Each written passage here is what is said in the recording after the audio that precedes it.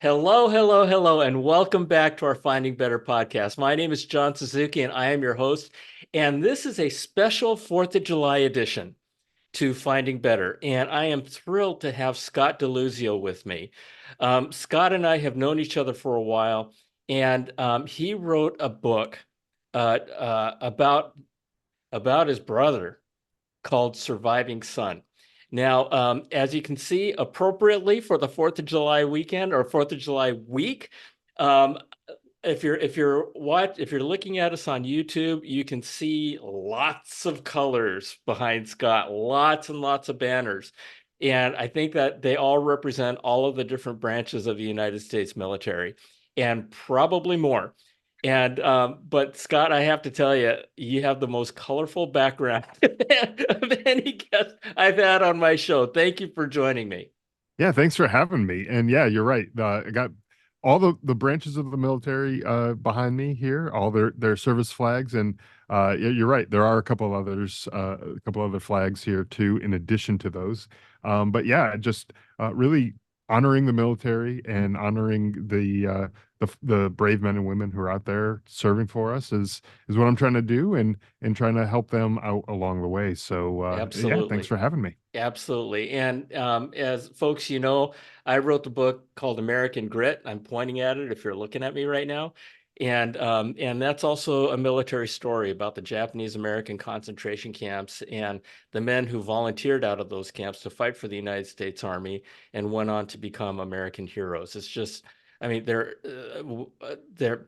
well, the thing that Scott and I share are we are major, major fans of people who have been in service and serve today, because our world, I mean, none of our worlds would be the way they are without these people serving as they have and serving as they do. And so this is an episode to honor uh, those folks. Now, Scott, you did serve. Uh, That's Thank right. you for your service. Thank you. Um, you know, I didn't. And, I won't call it a regret of mine because I came a pen, my pen was 1 inch away from the pay from the sign up document. I don't know what they call it. It was literally 1 inch away, and I decided not to. But I'm a Air Force brat. My dad served in the uh, Pacific Theater during World War II. Um, and I have a very, very big place in my heart for the services. So listen, I want to talk about your story Sure. and your experiences. The idea, as you know, is for people to be able to learn, to be able to learn from the experiences of others. Because I say that, the best way to succeed is to copy success Mm. and follow in the footsteps of others who have been there and done that. Right. Now, tell me a little bit about your personal story in terms of how you decided to join the service and what happened. Yeah. So, you know, like a lot of people after 9/11, a lot of people wanted to go and take the fight to the folks who took the fight to us. And, Right, that was for me at that point, I was really passionate about that. I really wanted to. I was in college at the time, so I kind of put that off. I said, let me finish my degree and kind of um, revisit this thing right, once when I right. finish it. And so a couple years go by, I finished my degree, and my younger brother, he was in college at the time. He joined the National Guard, and Okay. I was like super proud of him. Looking at him, uh, doing, signing up for the military, any branch of the military in a time of war is, that's a pretty big It's a decision to big make, right? deal. And It's one thing to sign up when we're not at war. right, It's an entirely different it's an entirely different thing when you sign up while we are at war. Yeah, Yeah. for sure. By saying that, as I was saying, I don't want to take away from anybody who signs up when we're not at war. Absolutely. That's not Absolutely. at all what I meant by that. Thank you. Yeah. Yep. Yeah. Yep. Me too. What what I meant by that was, it's at the time that he signed up, basically the atmosphere, the attitude of that time was not a matter of if you're going to get deployed, it's when Right. you're going to Right. get deployed. Right. So you knew you were going into combat at some point, and he enlisted as an infantryman. So for folks who aren't familiar, those are the guys who are doing the ground fighting. They're going door to door, kicking in doors, shooting the bad guys. Like that's your Super job, is high to go risk. fight. Super high Exactly. risk. Yeah. And Now, so can I just yeah, ask you a quick question? sure. Um, your little brother, Yeah. right? What kind of relationship did you have with him? Oh God, yeah, we had a wonderful relationship growing up. We were, I mean, like brothers typically do. We would fight with each other and kind of horse around, mess around, but we got along for the most part. Uh, it was mostly just petty things that we'd fight about, and then 5 minutes later we'd pick back up and we'd go off and we're That's what playing brothers together. do. That's right. That's how brothers are, right? After I got out of basic training, he and I moved into a condo together. We're living together for a couple years, and like we would go to hockey games together. We lived up in the Northeast, so we went to Boston Bruins games Oh, all the nice. time. And oh my God, the memories and the stories I could tell you from that, like it was just such a good time that we'd just go, we'd hang out, we'd enjoy each other's company, we just have a good time, and he was the type of person who, if you were having a bad day, a rough time or whatever, he knew just like the right screw to turn in you just to get you pissed off enough to start laughing. I was If gonna that say makes sense. that could be a good thing and that could be a bad Yeah, thing. and that was also probably the start of some of the fights that I was talking about. Like when we would fight, it'd be like he turned a little too hard on that screw, Yeah. and he dialed it in as he got older. He kind of figured Yeah. it out. He knew how to get under your skin just enough to make you start And laughing, and again, that's what it that's was. what Yeah, brothers do. That's what brothers exactly. do. Yeah. Yeah, that's So awesome. yeah, great relationship he and I had, and and so he joined, and I started thinking to myself, uh, man, I feel like I need to do something too, because I kind of just got this patriotic pride kind of built up Yeah. inside of Yeah. me.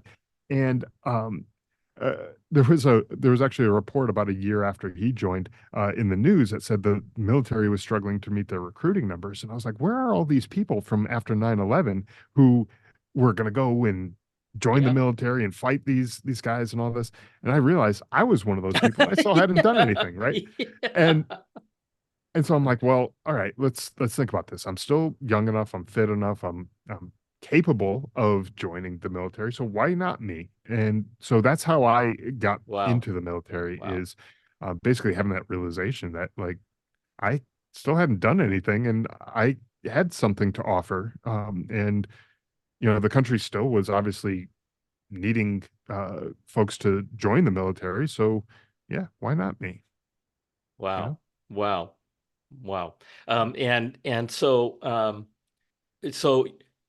did your brother get deployed? And He did you get did. deployed? Okay. Yeah. Yeah. So the two of us did get deployed. So he actually was deployed very shortly after he joined. Actually, while I was in basic training, he was deployed to Ramadi, Iraq. Wow. And at the time, so that was 2006. And for anyone who's familiar with that time period, he was probably in the most dangerous place in the world at that point in time. It was really a terrible place to be. Um, Wow. and so he came home from that. He survived that deployment, thank God. Um, and then he and I both were deployed at the same time. This is later on, a few years later in 2010, to Afghanistan. Um, and yeah, so we were both over in Afghanistan, and how we came to both be there at the same time is both of our unit. We were in separate units, but they fell under the same brigade, Hmm. whatever that Hmm. means.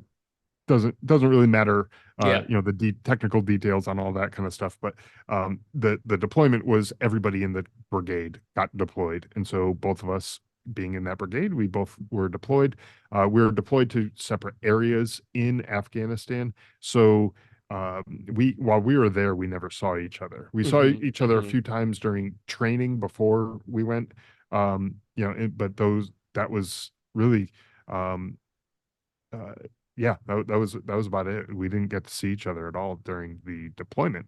Okay. Um, and I'm assuming you want me to kind of go in a little bit into the deployment and kind of talk a little bit about I that, want, or I want you to speak from your heart. sure, yeah. So yeah, we were, like I said, both deployed there, and what I'll kind of fast forward a little bit to towards the end of the deployment for me. Um, our One of our missions was to uh, go out into this village, kind of clear this village, looking for Taliban activity, and um, and we're doing all that. And I got a call on the radio, and the commanding officer of our unit was looking to talk to me specifically. Not anything he wanted to talk about on the radio, but he wanted to talk directly to me. And for anyone who's unfamiliar with the chain of command, typically things follow through the chain of command from the top level where he was through to multiple levels to get to Right. me where I Right. was. I was a little bit lower on the totem pole here. If you want to talk about that, like he was way up high, I was kind of not at the bottom, but I was much lower than where he was. So you're To the probably point, thinking I mean, you're going, okay, so there's four different levels of people who you yeah, should have gone through, and this big guy is calling me directly. yeah. So that raised a few red flags for me because when that happens, either something really good happened or something really bad happened. And I was Yeah. like, I didn't do anything spectacular today. Like I just did my job like I did any other day. So Or you're in what trouble. what did I mess up? Like I am Yeah, in that's trouble. right. Yeah, Holy big time. crap. Big time. Um, I was sweating, and it wasn't because of the heat. I was nervous. I was trying to figure out what the heck went on, what went wrong. Yeah. And um, so eventually I linked up with the commanding officer, and he tells me that my brother's unit got ambushed, and they were out on a patrol, and he was ambushed, and that my brother got hit. And my God, up until that point, I had not considered, this is a weird thing to say, but I had not considered the fact that my brother could be seriously injured or Hmm. killed. Um, and so I was still, I guess, in a state of denial at that point. So when he told me that my brother got hit, I was thinking logistics, like how do I get to him Yeah. to How do be I get there to him? for I want to go see moral him. Yeah. support Help him. and that Yeah. type of thing. Help Yeah. if he needed blood, maybe we're the Yeah. same blood Right. type. I can Right. do that, or I don't know, whatever it is. If Just I get can me to help him. him, but get me Yeah, to him, I want to be there for him. for And my sure. commanding officer looked at me like I had three eyes, like I was some sort of weird creature or something. And he's like, no, I don't think you understand. He's been killed. And Oh my at God. that point, it was like a punch in the gut.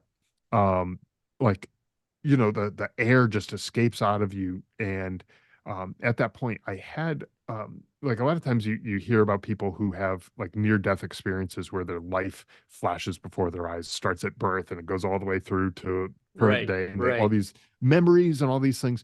Well, I had kind of the opposite of that, where my mind flashed forward, and I started envisioning life without him. What is Oh life my going to be like gosh. now with, he's not going to be there for holidays or other celebrations, graduations, weddings, those types of things. He's not going to be there for.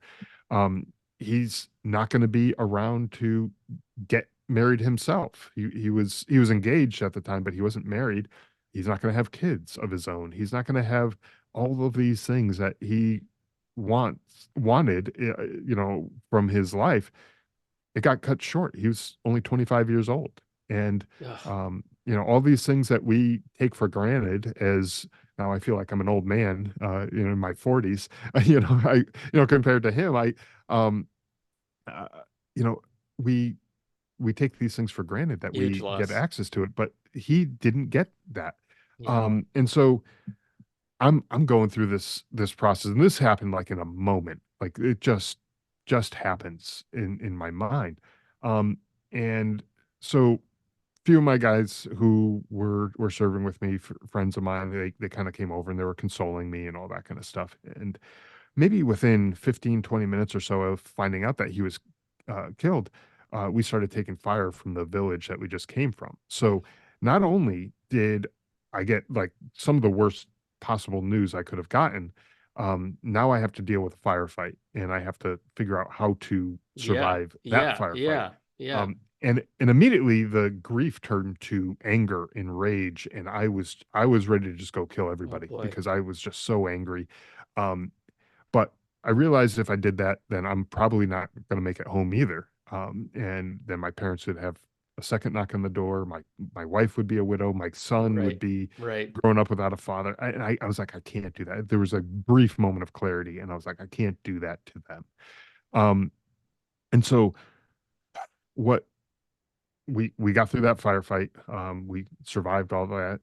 Everybody survived, but I had to learn how to compartmentalize everything, and I think that's something that folks don't quite realize when you have soldiers who are in combat who, in my case, I think is sort of unique. There's not very many people who had this same type of situation go on, where their sibling was in the same country at the same time. And as a matter of fact, I did a little bit of research. I don't think there was anybody else like that in Afghanistan. Anyways, I believe there was one other uh, brother, pair of brothers who were in Iraq who had a similar circumstance.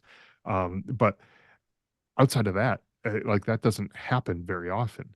Um, and but soldiers will have things where they like their best friend might get killed right next to them, Right. and they might be sad and grieving that, but there's still bullets coming towards them. There's still, rockets and bombs and things like that that they have to worry about. So you have to get really good at compartmentalizing things and putting it away and dealing with whatever is going on right now. And Wow. so eventually I made it back home. Had his funeral. I actually got to stay home when I came home for his funeral. Hmm. And I had to figure out how to live life now. How do I grieve with all this? Not only that, but I was dealing with PTSD. Didn't realize it at the time. I just kind of thought, I'm a tough guy. I can figure this out. Dealing with his grief, obviously, still sad about that. In the weeks after, it took me a while to recognize the fact that I was not okay. Hmm. That compartmentalization that I had done was not uh, helpful because I hadn't figured out how to go back and take that stuff out and deal with it, to deal with the grief, to deal with the PTSD, to deal with all of those things, and it was affecting me in a very negative way, and found myself drinking too much. I found myself not sleeping hardly at all. Even when I would take like sleeping medication, it wouldn't help. And I was just going downhill and it wasn't good. My attitude was crappy. I was angry. I was yelling, screaming at people for God knows what reasons. There were stupid reasons. Um, and one day I had, I guess you can call it kind of like a rock bottom moment where I realized this is not the type of person I want to be. I am far from okay, and I'm far from being the type of person I want to be for my wife, for my son, for the rest of my family, neighbors, friends, family, anyone, coworkers. Um, I needed to figure out how to get okay, and whatever I was doing wasn't working. And So you came to this realization yourself. Now, how long was it from the time that you said goodbye to your brother to this moment of realization? it was probably 4 or 5 months. Okay.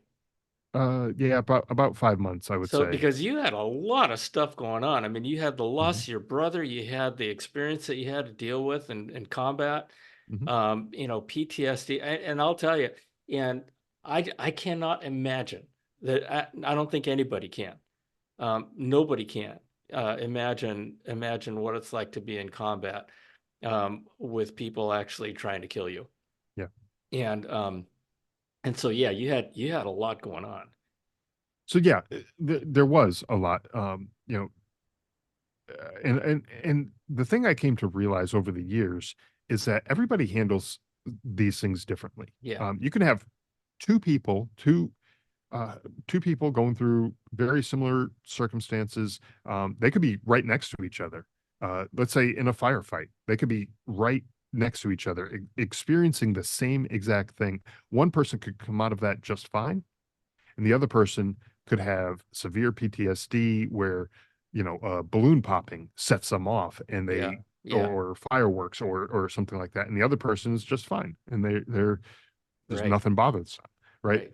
And and so two people could have completely different reactions to the exact same set of circumstances. So even if somebody else went through ex- excuse me, exactly what I went through, they could have a different response Right, to it right. than I did. My Absolutely. response wasn't good. It was pretty rough. Um, I found myself yelling and all this. Just anger and all that anger that I mentioned earlier. Like I just had all that anger built up inside of me, and I needed to do something with it. And so I finally I reached out and I got some help through the VA, and got to talk to a counselor who or a therapist who was a combat vet, and he kind of got what I was going through. Not exactly, obviously, he didn't go through the exact same scenario, but he kind of had an idea of what I was going through. And so that started to help.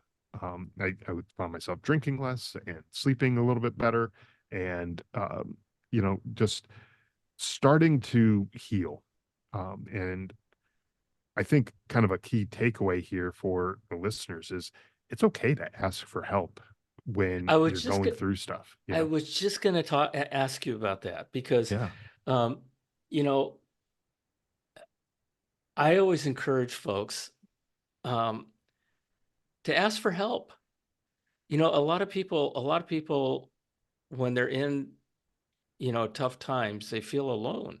They Hmm. feel like that nobody else could possibly be experiencing what they're going through, or they're fearful of what other people are going to say, or um, there's a big fear factor. Yeah. Um, how did you get to the point of your realization that you are messed up? There is stuff going on in you, and how did you make that jump to, hey, I need to get help, and I need to ask for help Yeah. because I there's I could tell you a little story about kind of like yeah, where I was and like in my head and what was going on at the time. But like I said, I got angry at everything, even the littlest things. Someone closes the door too hard, I would just start yelling.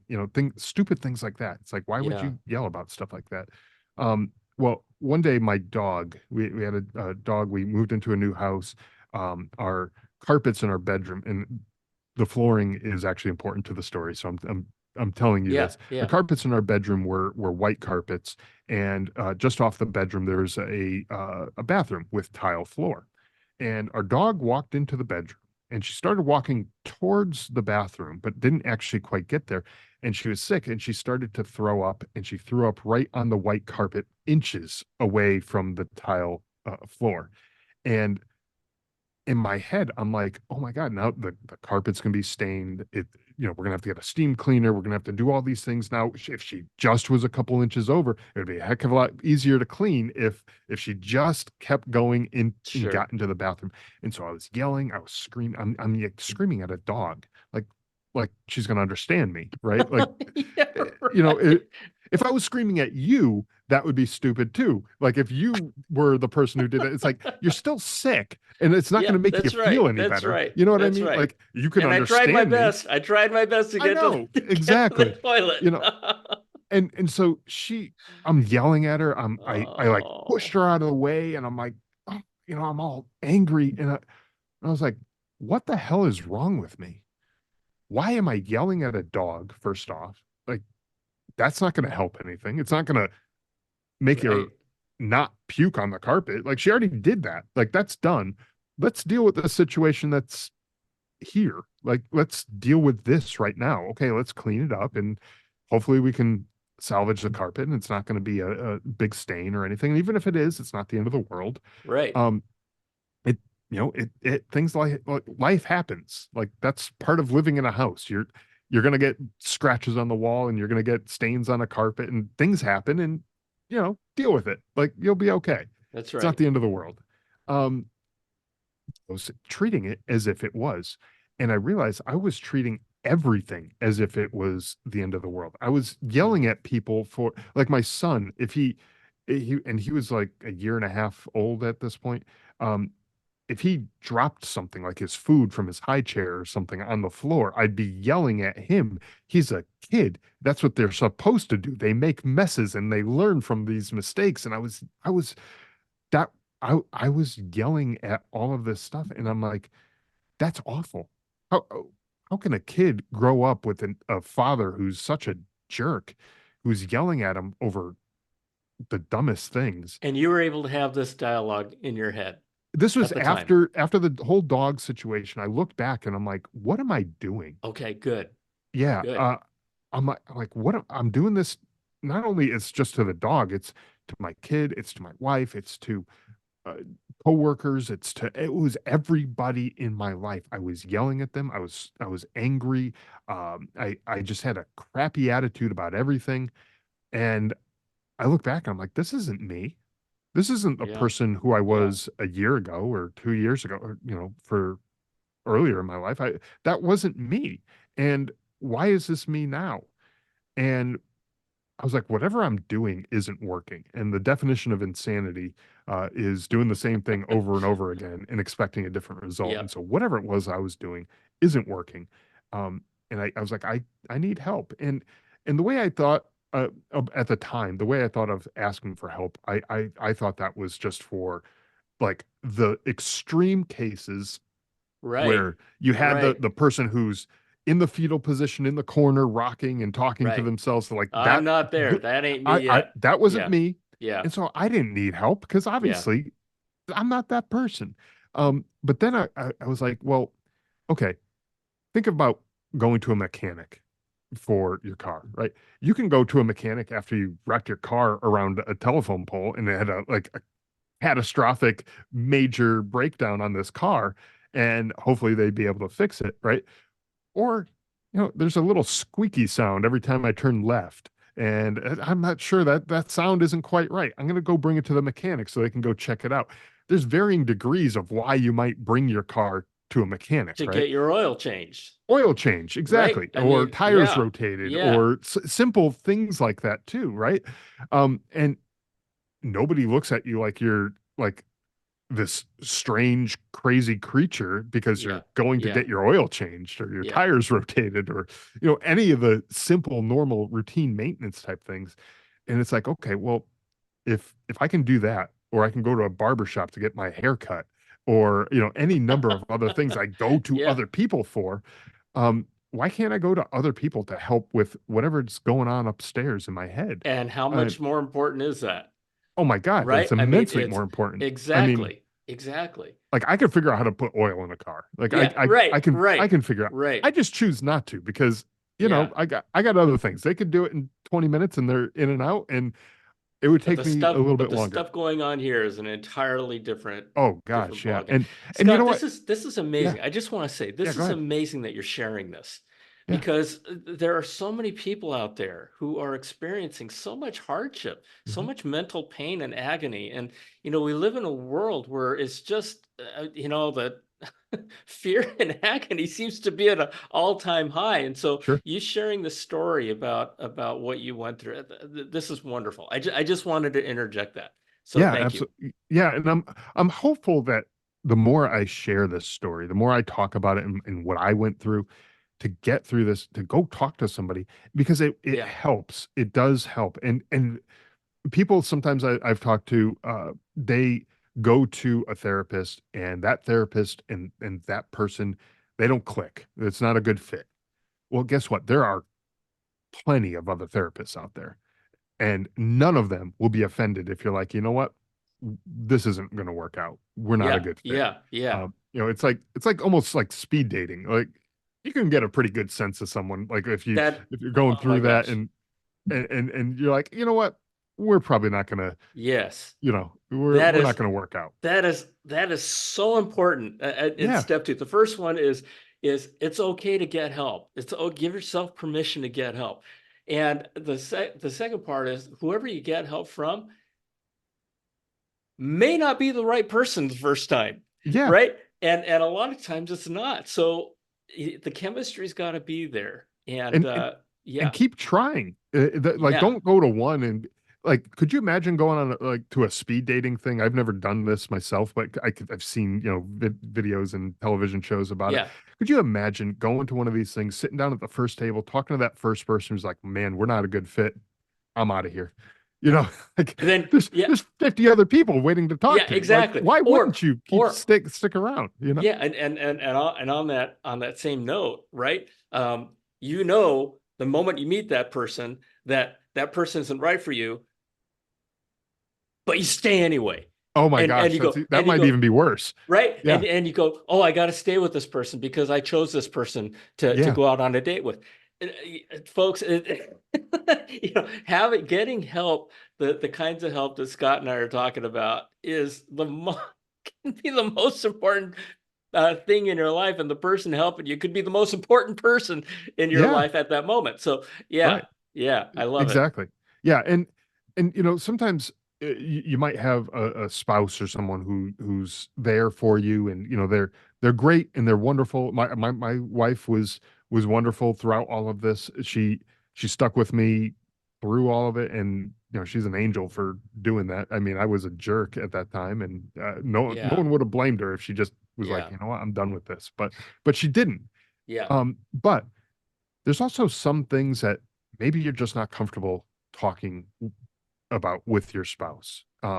Right, Things that you might have right. done that maybe you're ashamed of. Yep, There's a lot of yep, folks who've been in combat, maybe they killed somebody and they might be ashamed of it and they don't want to tell that to their spouse, like that right, they did that type of stuff. Okay, well, right. go talk to a therapist. They're not going to judge you. They don't know you from anybody, and Yep, yep. they don't need to have any kind of judgment. So you can talk to somebody about stuff Yeah, like that, yeah, you know? yeah. That's right. Yeah. That's right.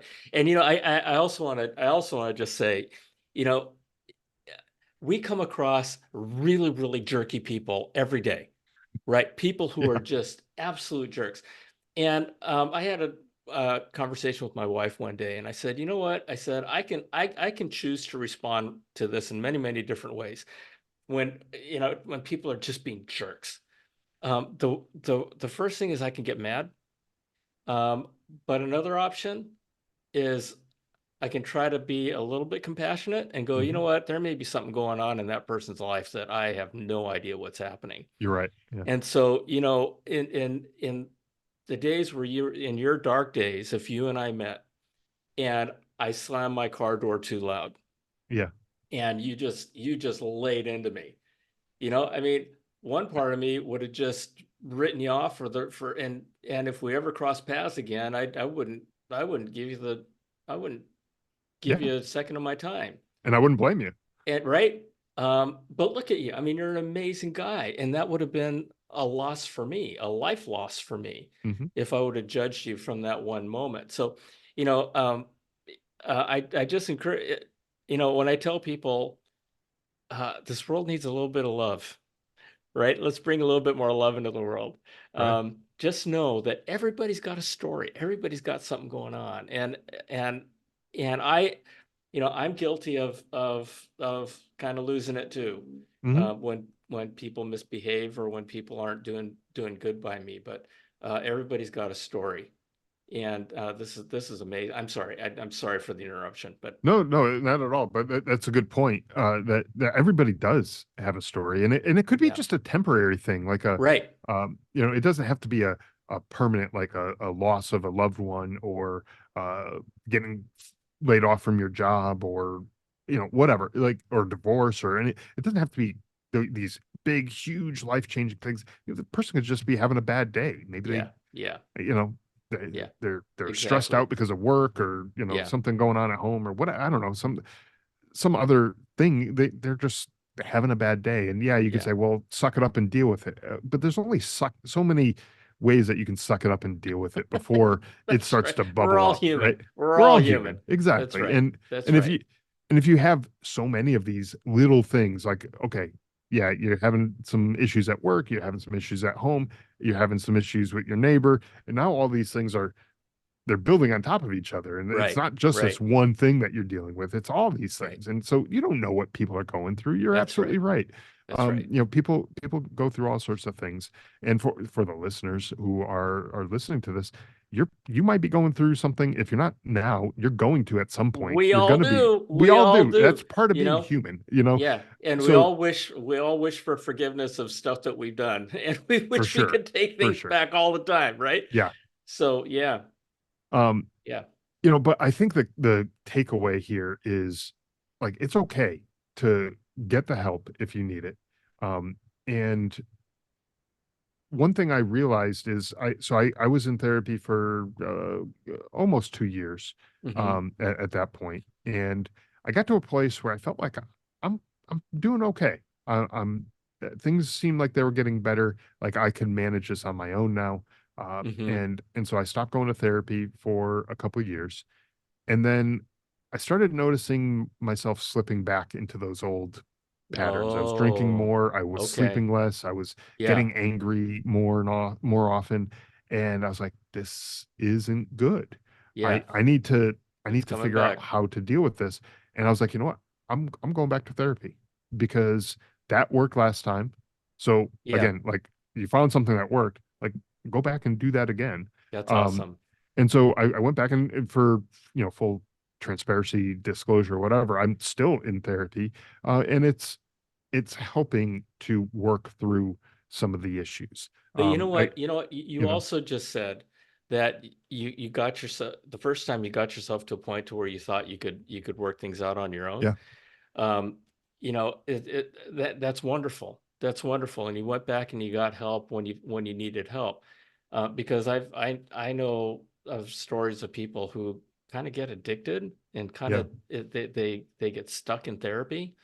And my daughter told me, she has an eating disorder, and a lot of these things are lifelong afflictions. Hmm. She says, the biggest thing is you have to want to heal yourself. Yeah. You have to want to heal yourself, because if you're in a place where you're blaming others, you're blaming the army, you're blaming the enemy, you're blaming, you're taking the power away from yourself. Hmm. And or even people who are, some of Kristen's, my daughter's counterparts, they would blame their parents Yeah. for having to go through, the healing process. And so, um, yeah, it's very, very important to want to get better Yeah. and get help when you need it. Yeah. And the other thing too, going back to what I was saying, how I went back to therapy, and Hmm. it's not like I was re-traumatized. Like, I didn't lose my Right, brother right, again. right, right, I didn't right. end up in combat again. I got out of the army shortly thereafter. Um, but um, but things were kind of progressing the wrong way, or regressing, I guess. And you know, it's not like when you break a leg or an arm or something like Right. that. You go to the doctor, you get a cast, few weeks, a month, or what, however long it takes. I don't know. I've never had that, luckily, knock on wood. Hmm. Um, but But it's um, fixed but it's for the fixed most part. afterwards. It's Yep. pretty much Yep. fixed, and it Yep. and it Yep. and it's good. But you don't have to go back, Yeah. 3 years later to go get another cast on, unless you did something else to it. But with your mental health, it's different. There are these little triggers. It could be a song. It could be a anniversary of a certain date, a birthday, or Yeah. some celebration or something. Even a smell or a sound, or any little thing could bring back some of these old memories, and it could bring you back to where you were. So you might need to go and get back into that treatment if that's what's happening with you. So Yeah. don't be like, oh, I did this, it should One just and be done. good. Yeah. Yeah, Yeah. Yeah. you know, One and done doesn't happen when it not a exactly. No. lot So when it comes to your mental health. exactly, Yeah. exactly. So So so Scott, you wrote a book called Surviving Son. right. And uh tell us a little bit about the book.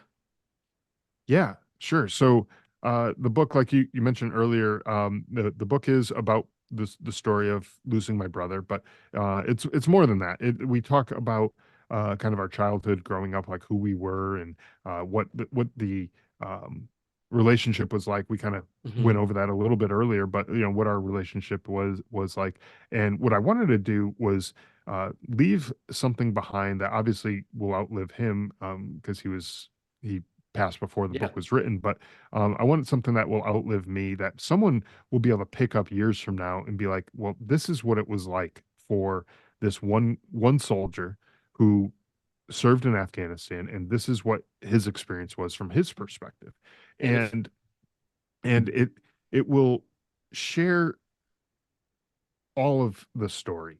And what I want people to be able to do when they read it is get to know who we were as people. That's why I kind of went back as far as, childhood, and talked about our relationship, my yeah, brother and my yeah. relationship growing up, and who we were, because I want you to be reading it and kind of feel like you knew who he was. And And what do you want people to learn from it? I mean, yeah, are there things that they can take away from the book that they can apply to their own lives? 100%. Yes. So, uh, kind of the things that we talked about a little bit here is, you know, I shared all the things I did wrong, and shared how I fixed those things, Yeah, and your recovery tried process. Yep. to get Yep. better. We're talking about Yep. finding better here. Yes. That's what I was doing. I was trying to find a better way to live life. Whatever I was doing wasn't working. That's wonderful. And there's people out there who need to hear that. They need to Yeah. hear Yeah. that it's okay to go and get help. And they may be going through something that maybe not what I exactly went through, doesn't matter. But they're going through something Yeah. that's difficult. It's tough. It's hard on them. They're having a tough time. Um, Look, this is how you get better, is asking for help. And what I've come to realize over the years is that there are resources out there for any different type Yes. Yes. of person. Maybe the idea of sitting in a room with a therapist and doing, the traditional talk therapy that you might be thinking of, that might just make your skin crawl, and you'd be like, nope, not doing it. I don't want anything to do with that. Fine, don't. There's surf therapy. You want to go surfing, and they take you out in the ocean, and they help you work through things using surfing. They use horses, they use nature in the outdoors, and painting and gardening, and I can Just about go anything on you and want. on Fishing. and on. Yeah. Fishing, Yeah. exactly. Yeah, Yeah. you name it. There are things out there that will get you the help that you need, and it And doesn't have to happen in a therapist, the you know, four walls of that room. I think one of the biggest things that you're sharing is you're not alone. Right, You're not alone. As scary and as fearful the experience might be that you're going through, you are not alone. And a lot of times that helps people. So I can imagine that when they read a book like yours, hopefully something goes off that says, "Hey, I'm not the only one on the planet that's going through this right now." right. Now, now you also host uh, a podcast called Drive On, Yeah. and I from the name of it, the name kind of makes it obvious what you talk about is keep going, Yeah, and I exactly. love that. Yeah. I love that. Yeah, and Never that's ever why give up. I named it that. Yeah, It's a military term, basically referring to when you're going through the crappy yeah. situation that you might be going through. It's like, look, man, it doesn't matter that it sucks. It doesn't matter that you're walking through mud up to your knees, and it's pouring rain on you and you're cold and you're wet and it's just miserable. It doesn't matter. Just drive on. You got to get through whatever this area is Keep to going. get to your objective. You got to keep going. And that's what Drive On is all about. And so we talk to military veterans and other folks who support the military and the veterans out there to just share ways that people can uh, literally drive on and keep moving forward through whatever it is that they're going through, Yeah. and Yeah. not get hung up on it and have it control their lives. And it's wonderful, folks. Scott, he had me on his podcast as a guest, Yeah, and I talked about American Grit. I yeah, talked about the guys who refused to be victims of the concentration camps, and they volunteered to fight for the army that put them in those concentration camps, the U.S. Army. And they went on to help win the war and became some of the most decorated war heroes in the history of this country, yeah. having volunteered out of a Japanese American concentration camp. And so, you drive on, they drive on. And so, Scott, I'll tell you something. You are doing such a service for so many people. And I'm a man who believes that if you reach one person, you've done your job, you've lifted the world. Exactly. And so thank you so much for sharing your story. Thank you for your service. Thank you for your podcast. Thank you for your book. And you're really, really helping other folks. Listen, what is your website? How do people get more information about you? Absolutely. So the website for the podcast is driveonpodcast.com. It's also available anywhere that you listen to podcasts. Wherever you're Right. listening to this podcast, you can find it there as well. Just search for Drive On Podcast. The book is available on Amazon in hardcover, paperback, ebook, the Kindle and audio book on Audible Wonderful. as well, and so you can get that on Amazon. Again, the book Surviving Son. Just search for it there, and yeah, so Wonderful. Amazon and Scott, driveonpodcast.com. it is amazing to me what you've gone through, your loss of your brother. I'm so sorry that happened. But your response to it, it's one thing, bad things are going to happen. It's how we respond to those bad things Exactly. that keeps us moving forward. And your response has been to serve from your service is to continue serving others. And Hmm. I salute you for that. Again, thank you for your service. Happy 4th of July. And Same to you. um, and I'd love to have you back sometime. Wonderful. I look So, forward to it. okay. Excellent. Listen, brother Scott, I love you. Everybody out there, I love you. God bless you. Thank you for coming. Happy Independence Day. We'll see you next time. Bye.